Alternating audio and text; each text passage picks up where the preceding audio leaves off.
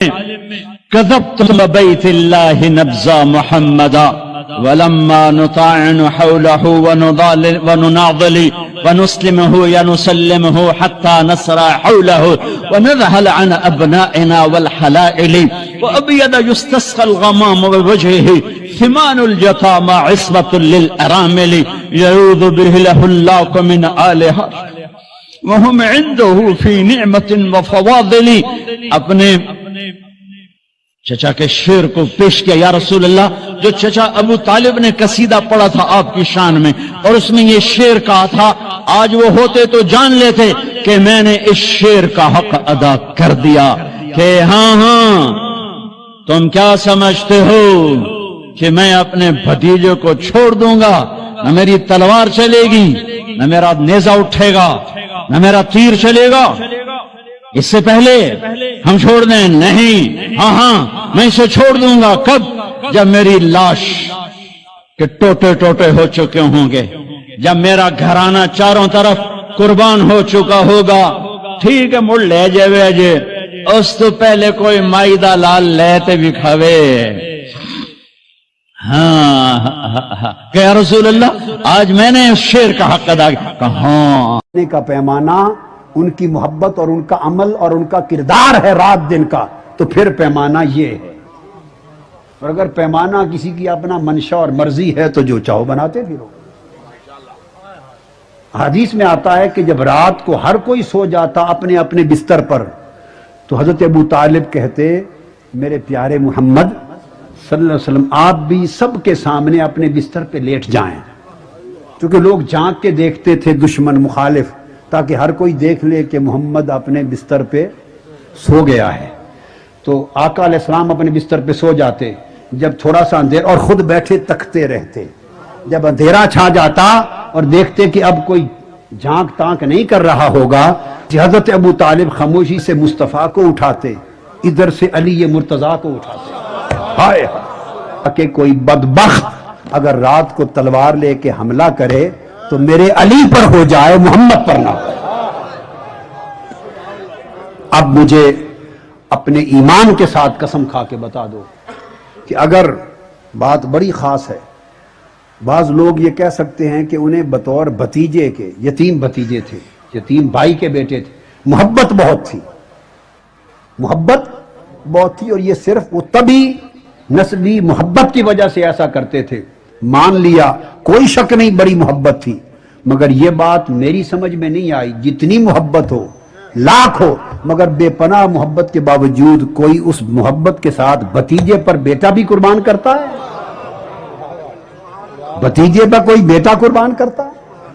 اگر خالی یہ عمل بھتیجا سمجھ کے کرتے تو اوروں کو لٹاتے، علی کو نہ لٹاتے.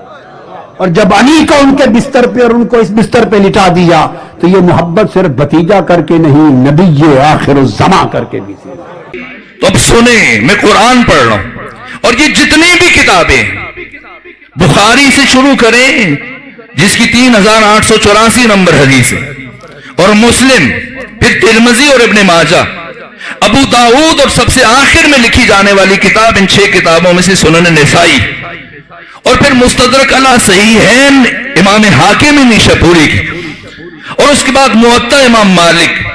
اور ان 6 کتابوں سے پیچھے چلے جائیں جو 6 کتابیں امام حسن عسکری اور امام علی نقی کے زمانے میں لکھی گئیں، امام رضا کے زمانے میں آ جائیے، ابو یعلا موصلی اور عبد الرزاق اور ابن ابی شیبہ، وہ کہ جو بخاری اور مسلم کے بھی استاد ہیں، ان کی کتابوں سے شروع کیجئے، پھر سیاہ ستہ، اور پھر حدیث کی جتنی بھی کتابیں اس زمانے میں آ جائیے، سلسلۃ احادیث صحیحہ امام ناصر الدین البانی نے جو لکھی ہے، اور پھر تاریخ کی جتنی بھی بڑی بڑی کتابیں ہیں، تاریخ مدینہ و دمشق جسے ابن عساکر نے لکھا، اور تاریخ اسلام وقی ترین تاریخ اور بہترین تاریخ ہے جسے امام شمس الدین ذہبی نے لکھا، اور تاریخ طبری ہے، اور تاریخ بغدادی جسے ابو بکر خطیب بغدادی نے لکھا ہے، اور البدایہ والنہایہ جسے ابن کثیر نے لکھا، اور الکامل جسے ابن اسیر نے لکھا، اور یعقوبی، اس الغابہ، مرج الذہب، الاصابہ، الاستیعاب،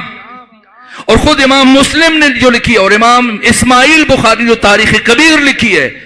یہ تاریخ اور حدیث کی ساری کتابیں اور جتنے علماء نے لکھی ہیں ان کی ارواح کو شاہد کرتا ہوں، اور اس دور کے جتنے بھی روشن فکر علماء ہیں کراچی سے لے کے آپ کے لاہور تک، جو کہتے ہیں احسان کرتے ہیں ابو طالب عمران پر کہ ٹھیک ہے یہ کلمہ نہیں پڑھا، اسلام قبول نہیں کیا، لیکن ان کے بارے میں خاموشی اختیار کرنی چاہیے، میں عرض کروں گا یہ احسان بھی نہ کرو، لیکن سب کے سب مل کر مجھے اس آیت کا مفہوم بتا دو کہ کس کے بارے میں نازل ہو رہی ہے، جس میں اللہ اعلان کر رہا ہے کہ لقد من اللہ علی المؤمنین اذ بعث فیہم رسولا منہم یتلو علیہم آیاتہ، لقد من اللہ علی المؤمنین اذ بعث فیہم رسولا من انفسہم،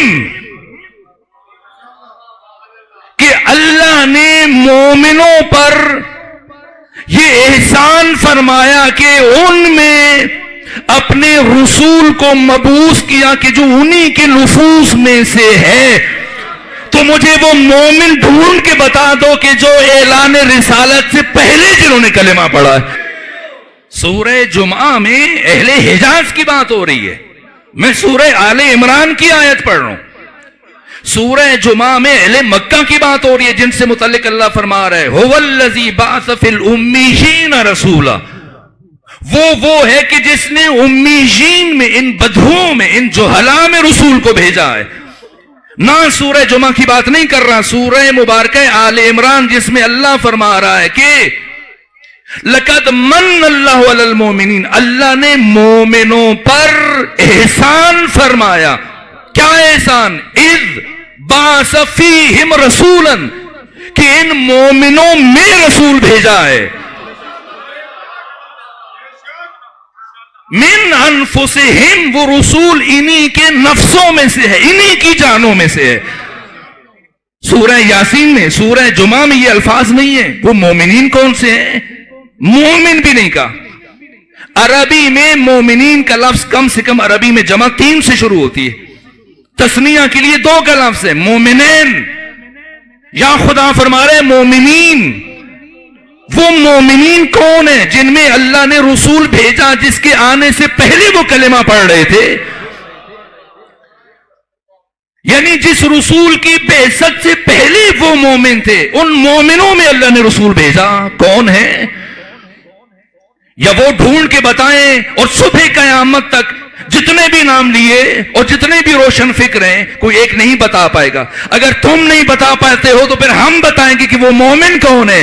پہلے مومن ابو طالب عمران ہے، دوسرا ان کا بیٹا علی ہے، اور تیسری خدیجہ کبریٰ سلام اللہ علیہا۔ علاوہ کوئی کسی مفسر کے پاس چلے جائیے، کسی دانشور کے پاس چلے جائیے، کسی عالم کے، سنی، شیعہ، دیوبندی، بریلوی، اہل حدیث، بتائیں، سادہ سی بات ہے، قرآن فرما رہا ہے کہ اللہ نے مومنین میں بھیجا۔ وہ مومنین کون ہیں؟ جو رسول کی بعثت سے پہلے مومن ہیں، تو وہ کم سے کم 3 ہیں۔ ایک ابو طالب عمران ہے، بالآخر 600 سال کا عرصہ ہے۔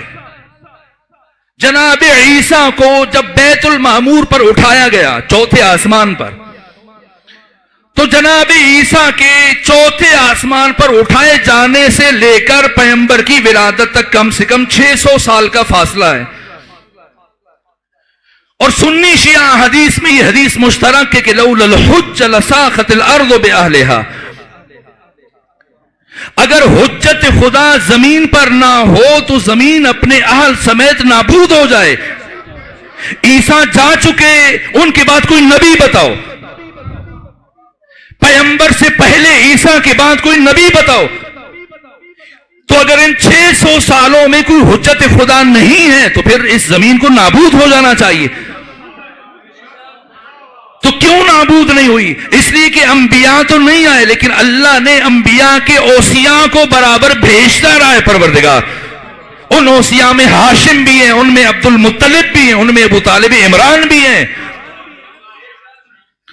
اگر ابو طالب عمران ان اوصیاء کی صف میں نہ ہوتے اور اس درجہ رفیع پر فائز نہ ہوتے، بات اسلام کی نہیں ہے، بات ایمان کی نہیں ہے۔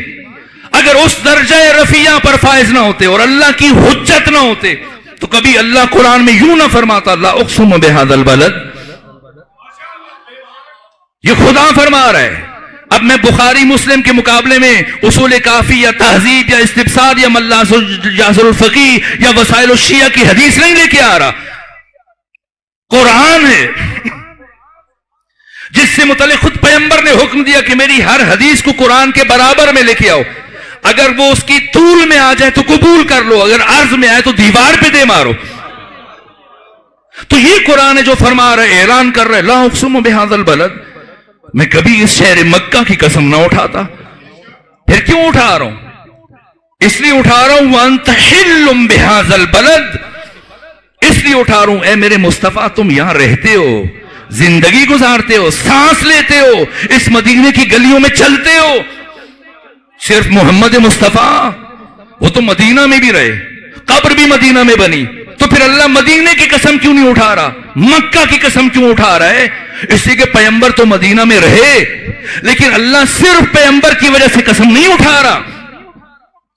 اللہ پیغمبر کے علاوہ دو اور شخصیتوں کی وجہ سے بھی قسم اٹھا رہا ہے، جن میں سے ایک شخصیت پیغمبر کے ساتھ مدینہ نہ جا سکی۔ کون ہے وہ؟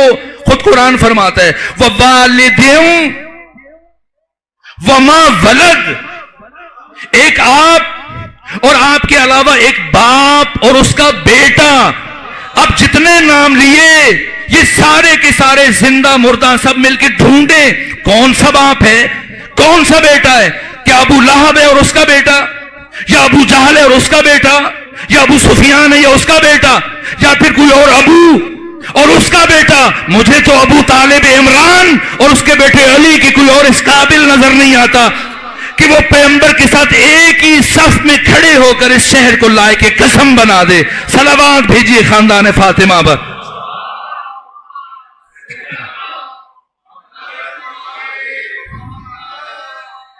لقد من اللہ علی المومنین، اللہ نے مومنوں پر یہ احسان کیا، اذ بعث فیہم، کہ ان میں رسول بھیجا۔ کون ہے؟ من انفسہم، انہی کے نفسوں میں سے، انہی کے جیسا، انہی کے جیسا۔ ہم کہیں اٹھ کر محمد ہم جیسا ہے؟ اللہ نے قرآن مجید میں اگر پیغمبر جیسا کسی کو کہا تو یا ابو طالب ہے، یا خدیجہ ہے، یا علی ہے۔ ابو طالب، خدیجہ اور علی، جنہیں قرآن نفس رسول قرار دے رہا ہے سورہ مبارکہ آل عمران کی روشنی میں، تو اللہ نے جنہیں نفس قرار دیا اور جنہیں محمد جیسا قرار دیا، ان میں سے ایک علی ہے جو کہہ رہے انا عبد من عبید محمد۔ وہ تو خود کو محمد جیسا نہیں کہہ رہے، وہ تو کہہ رہے ہیں میں محمد کے غلاموں میں سے غلام ہوں، میں محمد کا بندہ ہوں، انا عبد من عبید محمد۔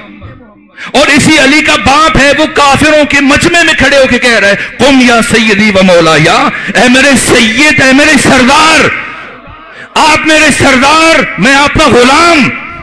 باپ خود کو غلام کہہ رہا ہے، بیٹا خود کو اسی نبی کا غلام کہہ رہا ہے، اگرچہ قرآن انہیں نفس رسول کہہ رہا ہے۔ تو جنہیں نفس رسول کہا اللہ نے پیغمبر کا، وہ تو خود کو پیغمبر کا غلام کہہ رہے ہیں۔ جنہیں نہیں کہا وہ کہہ رہے ہیں ہم جیسا ہے، کبھی ہم جیسا کہتے ہیں، کبھی اپنا یار کہتے ہیں، کبھی اپنا دوست کہتے ہیں۔ احترام رسالت کا معیار اور میزان ذات ابو طالب عمران ہے، جو سورہ مبارکہ دہر میں آیت نمبر 26 میں پروردگار کیا فرما کہ فَلَا تُطِعْهُمْ آثِمًا او کفورا، اے رسول جو گنہگار ہے اور جو کافر ہے کبھی ان کے مشورے کو قبول نہ کرنا۔ اے میرے رسول کبھی آثم یعنی گنہگار اور کفور یعنی کافر کے مشورے کو قبول نہ کرنا۔ تو جہاں پر پروردگار اپنے محبوب کو منع کر رہے کہ کبھی آثم گنہگار اور کافر کے مشورے کو اہمیت نہ دینا، قبول نہ کرنا، مجھے بتائیے گا 3.5 سال شیب ابی طالب میں پیغمبر کس کے مشورے سے رکے رہے؟ آپ اسلام کی بات کرتے ہیں، قرآن نے ابو طالب کے لیے کیا فرمایا؟ کیا فرمایا؟ یعنی گناہگار کے مشورے کو نہ ماننا۔ تو جس کے مشورے کو مانو وہ کون ہوگا؟ وہ गुनाहगार नहीं है, तो जो गुनाहगार नहीं है उसे आप अपनी जुबान में क्या कहते हैं? ये मकाम अबू तालिब इमरान है। मेरा लाख सलाम हो रसूल इस्लाम की ज़ौजा उम्मे हबीबा पर। क्या काम किया वाकई। अगरचे अपना बाप है, बाप के हुकूक को नबी की ज़ौजा से बेहतर और कौन जान सकता है। उम्मे हबीबा अपना ही बाप आया और बाप को जिस लम्हे बैठा उसी लम्हे पकड़ के उठा दिया। अरे ये पैगंबर की मसनद है। ये ताहिर व तय्यब मकाम, यहां पर कोई भी नापाक शय उसको तहम्मुल नहीं किया जा सकता था, इसलिए कि उस वक्त तक सरदार बनु उमैया ने कलिमा नहीं पढ़ा था। अब मुझे नहीं मालूम कितनी पाक और ताहिर व तय्यब गोद है अबू तालिब इमरान की, कि जिसकी आगोश में पैगंबर साल जिंदगी गुजारते रहे। जो मैंने पढ़ा है, पैगंबर गिरामी इस्लाम जब दुनिया में तशरीफ लाए तो हजरत अबू तालिब की उम्र 35 साल थी। 35 साल के अबू तालिब, और 8 साल के बाद जब बराह रास्त आपकी गोद में आए, 8 साल की उम्र से लेकर 14 साल की उम्र तक 6 साल बराबर एक लिहाफ में, एक बिस्तर पर अबू तालिब इमरान के हमरा सोते थे। और एक लम्हे की जुदाई पैगंबर गिरामी इस्लाम को गवारा नहीं थी। पहली मर्तबा जब पैगंबर की उम्र 12 साल थी, खत्मी मर्तबा की उम्र 12 साल थी, अबू तालिब इमरान शाम जाने लगे। साल में एक दफा जाते थे शाम, गेहूं, गंदुम और अतर का कारोबार करते थे। जब जाने लगे तो पैगंबर की रो रो के आंखें वारन कर गई, सूज गई। कहा भतीजे क्या हुआ? कहा चचा मैं आपकी दूरी बर्दाश्त नहीं कर सकता।